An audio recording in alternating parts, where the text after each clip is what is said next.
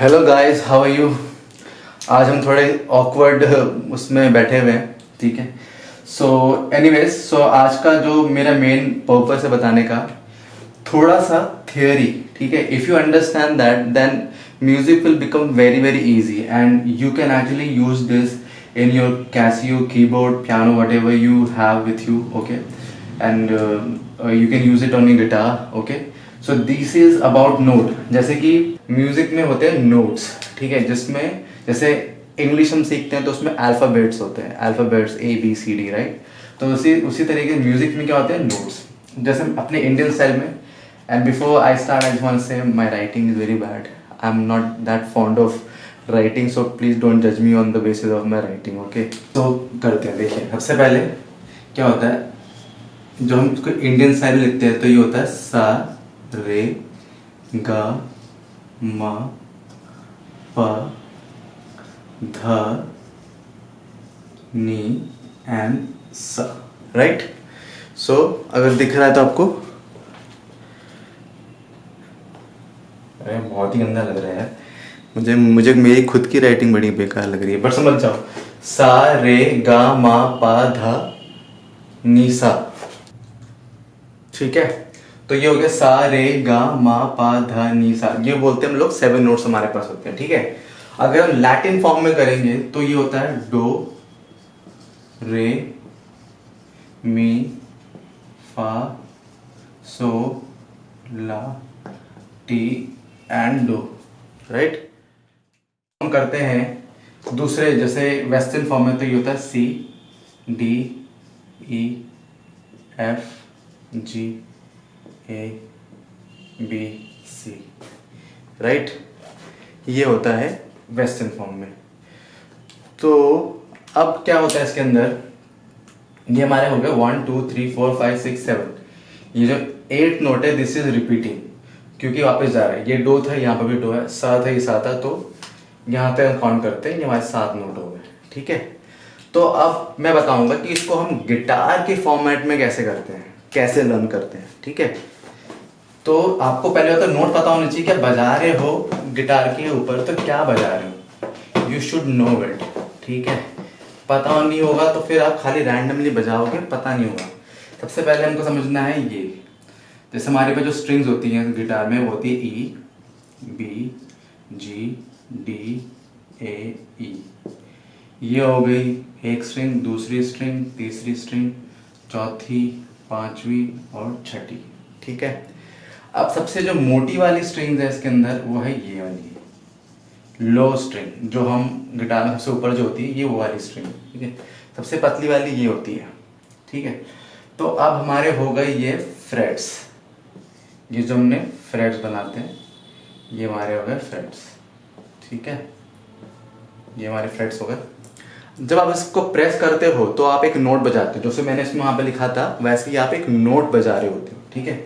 तो ये ई, इसी कुंडली में नहीं आया था, ये इसके पापा ने नहीं लिखा है, ये ई साउंड करता है ये नोट, ठीक है, that's why it's called E. और ये बी साउंड करता है, that's why it's called B.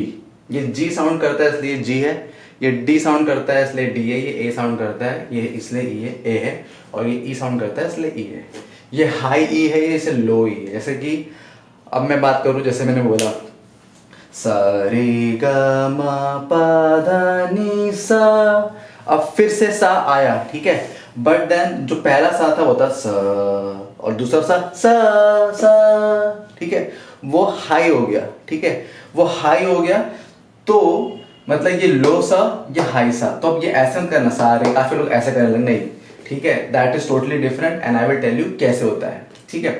तो अब ये ओपन है, मतलब हम स्ट्रिंग को मारते हैं बिना किसी स्ट्रिंग के प्रेस करे हुए, तो ये ई होगा, ठीक है। और उससे पहले कि मैं आगे आपको बताऊं कि ये नोट कौन सा होगा, ये नोट कौन सा होगा, ये कैसे होगा, तो आपको पहले जानना है कि कुछ साइन होते हैं म्यूजिक के अंदर, ठीक है। ये कीबोर्ड में भी होते हैं और ये वायलिन हर इंस्ट्रूमेंट में होते हैं, ठीक है।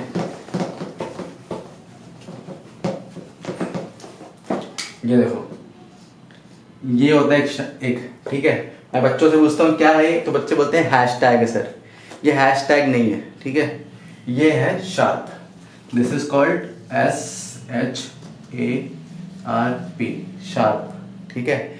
और फिर आता है ये, इसको बोलते हैं हम फ्लैट, ठीक है। ये फ्लैट है, ये शार्प है। तो शार्प का मतलब क्या होता है? शार्प का मतलब होता है आगे जाना, बस आगे वाला उसको शार्प बोलते हैं, और पीछे वाला उसको बोलते हैं फ्लैट, ठीक है। तो एक और होता है ये होता है नेचुरल का साइन, ठीक है। इसकी भी जरूरत नहीं है। नेचुरल मतलब कि ना ही शार्प ना ही फ्लैट, बीच में। फ्लैट होता है पीछे, ठीक है। अगर मान लीजिए आपके पास में ये 3 जगह है, ठीक है। तो ये पीछे गए तो फ्लैट, आगे गए तो शार्प, और बीच में है तो नेचुरल, ठीक है। तो काफी सारी चीजें होंगी जो आपको नहीं समझ में आएंगी, एंड दैट इज फाइन, क्योंकि ऐसे ही होना चाहिए। दैट मीन्स कि आप कुछ नया सीख रहे हो तो आपको कंफ्यूजन होगा, तो कंफ्यूजन होना लाजमी है। वापस आते हैं स्ट्रिंग्स पे। पहले एक और चीज बता देता हूं मैं। E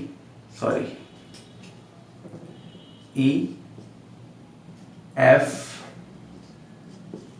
sharp, G sharp,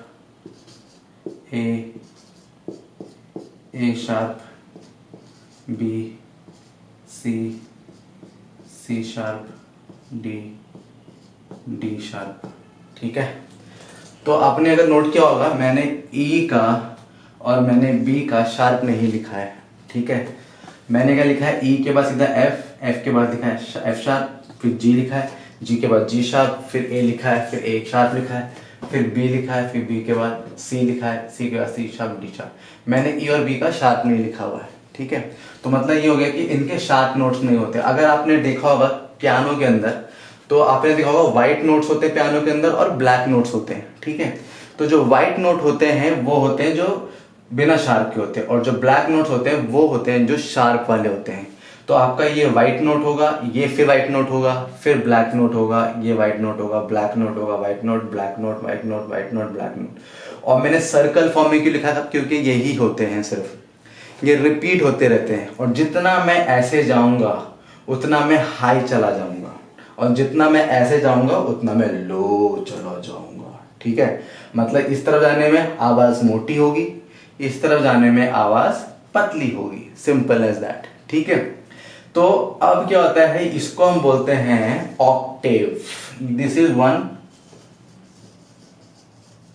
Octave.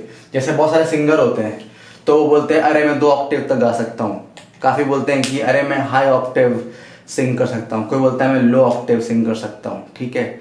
तो जनरली अगर देखा जाए तो हर चीज में लो और हाई यूज होते हैं, ठीक है। अगर आप बेस या फिर आप ड्रम्स देख लो, ड्रम्स के अंदर क्या होता है, एक बेस ड्रम होता है, वो लोअर साउंड है। फिर आपके पास में सिंबल्स होते हैं, क्रैश होता है, वो हाई साउंड होते हैं। फिर आपके पास मिड साउंड होते हैं, टॉम टॉम हो गया, फिर स्नेयर्स हो गए, यह मिड साउंड ऑल्सो, ठीक है। तो मिक्स करके सब कुछ बजाने से वो अच्छा साउंड करता है। उसी तरह गिटार में लो स्ट्रिंग्स होती है, हाई स्ट्रिंग्स होती हैं, पियानो में लो नोट्स होते हैं, हाई नोट्स होते हैं। इंसान और सिंगर्स के अंदर लड़कियां होती हैं जो फीमेल सिंगर होती हैं, they are high singers. Guys होते हैं जो मिड और लो गाते हैं। लड़कियों में भी लो होते हैं, उनको बोलते हैं ऑल्टो, सोप्रानो, ऐसे ऐसे अलग अलग वेरिएशंस होते हैं जो हम लेटर ऑन करेंगे। इतना परेशान मत होना, हम सब चीज़ कवर करेंगे। खाली इतना समझ लो कि 12 टोटल देखो, 1 2 3 4 5 6 7 8 9 10 11 12 12 नोट है, ठीक है। कुछ समझ में नहीं आता वीडियो पॉज करो, देखो, रिवर्स जाओ, ठीक है। फिर भी समझ में नहीं आता कमेंट सेक्शन में डाल दो, लिख दो, I will explain it to you, ठीक है। तो इस तरफ जाओगे तो हाई जाओगे, इस तरफ जाओगे तो लो जाओगे। जब हम ऐसे जाते हैं तो हम शार्प यूज करते हैं, ऐसे जाएंगे तो हम फ्लैट यूज करते हैं। और मैं भी नहीं बताऊंगा फ्लैट वाला क्योंकि कंफ्यूज हो जाओगे। तो let's just focus on this side, ठीक है। इस साइड फोकस करते हैं। अगर मैं बात करूं एफ के बाद ई के बाद डी शार्प, ऐसे बोल लेना, ठीक है। फ्लैट को अभी हटा दो, ठीक है। Just focus on sharps. तो I hope this much is clear. नहीं आ रहा रिपीट करो, फिर से देखो। ये बहुत सही थियोरी है। This theory is for piano, this theory is for guitar, this theory for what ever ukulele, any instrument you play, it's for you can use this approach, ठीक है।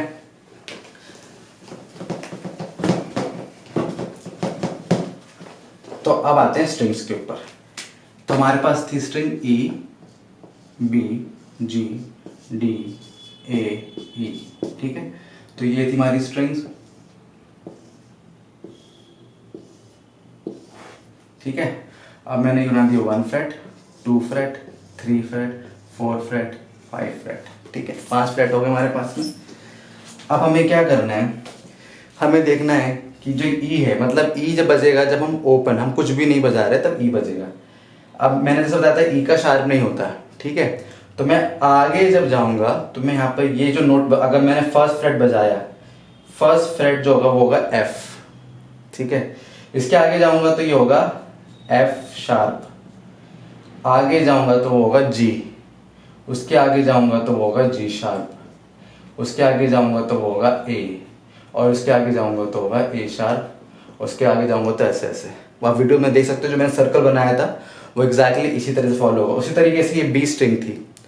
ठीक है, सेकंड स्ट्रिंग जो बी स्ट्रिंग थी, अब मैं यहाँ पे जाऊंगा तो ये होगा सी, क्योंकि बी का भी शार्प नहीं था। ठीक है, बी का भी शार्प नहीं था तो ये सी हुआ, ये होगा सी शार्प, ये गया डी, ये हुआ डी शार्प, ये हुआ ई, ये हुआ एफ, क्योंकि अगेन ऐसा मैंने बताया था ई का शार्प नहीं होता तो ये एफ आएगा, और ऐसे ही एफ शार्प जी आगे चलता चला जाएगा। ठीक है, ये जी था तो जी का शार्प होता है तो हम इसको लिखेंगे जी शार्प, फिर ये हो गया ए शार्प, ये हो गया बी, और ये होगा सी, क्योंकि बी का शार्प नहीं होता तो सी शार्प। उस तरह ये डी है, डी का शार्प होता है तो डी शार्प ई, फिर ये आ गया आपका एफ, ये आ गया आपका एफ शार्प, ये आ गया आपका जी, ये आ गया आपका जी शार्प, और आगे जो भी है। अब ये ए है, ये होगा ए शार्प, ये होगा आपका बी, अब यहाँ पर आएगा सी, ये होगा आपका सी शार्प, ये होगा आपका डी, और आगे आपका डी शार्प। ठीक है, ऐसे ऐसे चलते रहेंगे। और जब हम जो नोट्स हैं उसके हिसाब से बजाते हैं गाने के नोट्स तो वो गाना बन जाता है। ठीक है, तो अब जैसे भी ई का हमने कहा था सेम एग्जैक्टली यही होगा, जैसे ई का F, F sharp, ji, ji sharp, A sharp था, वैसे सेम एग्जैक्टली ये दोनों सेम होंगे। ठीक है, क्योंकि नोट तो सेम है। ऑलराइट, तो अब बारी आती है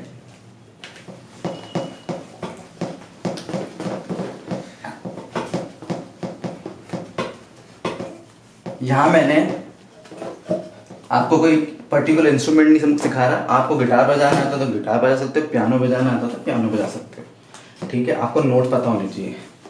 ठीक है, अब जैसे ये ई है, बी, जी, डी, ए, ई, तो 1 2 3 4 5 6। मुझे याद है मैंने अभी कुछ दिनों पहले हैप्पी बर्थडे का ट्यून सिखाया था, तो मैंने बताया था 3 3 5 3 3 2। तो ये था कौन सा फ्रेट, ये थर्ड फ्रेट है। ठीक है, थर्ड फ्रेट मतलब कि अब ये ओपन था, मतलब कि ओपन मतलब बी।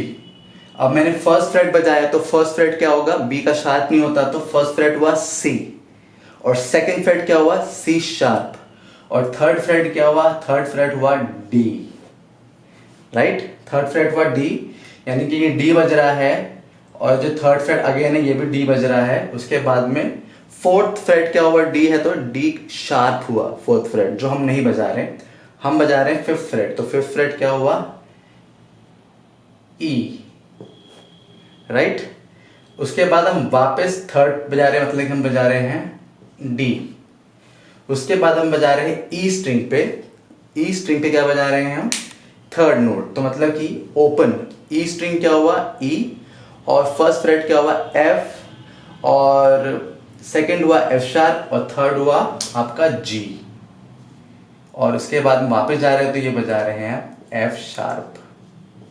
ठीक है, तो D D E D G F sharp. तो जो बच्चे कीबोर्ड या कैसियो बजाते हैं, ठीक है, वो इसको देख सकते हैं। तो आपको अपने कीबोर्ड के अंदर बजाना है D D E D G F sharp. अगर आपको नहीं पता आपके कीबोर्ड के अंदर कौन सा नोट क्या है, तो आप डायग्राम, बहुत सारे डायग्राम आते हैं गूगल में, आप डालिए कीबोर्ड नोट्स, तो वो लिखा हुआ आ जाएगा कीबोर्ड के ऊपर। ठीक है, लिखा हुआ होगा कि ये C D E F G है, ठीक है। और सिंपल से बता चुका हूँ मैं आपको, E और F का शार्प नहीं होता। जो आप E के बाद देखेंगे तो एक अलग से ब्लैक की नहीं होगी, उसके बाद वाइट की ही होगी, तो वो E होगा, उसके बाद F होगा, फिर आगे जाओगे तो B के बाद फिर से वाइट की होगी, तो मतलब कि वो C है। तो BC, B का शार्प नहीं होता, E का शार्प नहीं होता, दो जगह आपको ऐसा मिलेगा, तो उससे आपको आराम से फिगर आउट कर लोगे, ठीक है। और मैं चाहता हूँ कि आप थोड़ा अपना ब्रेन यूज़ करो, अपना माइंड यूज़ करो। Spoon feeding is good, but then try करो कि you should use your mind, then only your mind will become active, ठीक है। अगर ऐसे ही मैं रख दूंगा बार बार तो आप खाली उसको देख लोगे, रोबोट की तरह प्रोग्राम कर लोगे, बट आपको पता होना चाहिए क्यों हो रहा है, क्या कॉन्सेप्ट है, क्या रीजन है इसका, ठीक है। एनीवेज, तो इस तरह से आप कर सकते हो। उसी तरह से गाने वाले जो लोग हैं, जो बच्चे गाते हैं, तो सेम नोट है, तो जैसे वो लोग इंडियन क्लासिकल में करते हैं, सारे गा मा, जो भी है, ठीक है। आई am not that into classical, Indian classical, ठीक है। सो ये थी क्लास हमारी, और मैं इससे आगे आपको नेक्स्ट क्लास में बताऊंगा। ये तुमने पता चल लगा ली कि नोट्स कैसे बजाते हैं, ठीक है। इसके आगे जो नेक्स्ट क्लास होगी, I will gonna teach you very very important thing about your technique, specially for guitar. कैसे आप स्पीड अप कर सकते हैं, कैसे आपकी दोनों लेफ्ट हैंड राइट सिंक्रोनाइजेशन बढ़ा सकते हैं। इट डजेंट मैटर आप बिगिनर हो, इट डजेंट मैटर आप इंटरमीडिएट हो, इट डजेंट मैटर आप एडवांस प्लेयर हो, it is gonna be helpful for everyone. Alright, so I hope this is clear to you all, ठीक है। प्लीज फोकस ऑन दिस, ठीक है। कुछ भी समझ में नहीं आया तो मुझसे पूछ लेना, और ट्राई करना कि एक दो बार रिवर्स करके देखोगे तो समझ में आ जाएगा। And you know, this is just an example of showing you how both keyboard and guitar can be used. और नोट्स, आप एग्जैक्टली नोट्स बजा रहे होते हो तो जाके वो साउंड होता है, और वो एग्जैक्टली यही नोट अगर आप किसी भी इंस्ट्रूमेंट में बजाओगे तो वो बिल्कुल यही साउंड करेगा, ठीक है। I hope it is clear to you all. So thank you so much for watching my channel, and I see you very soon. Bye.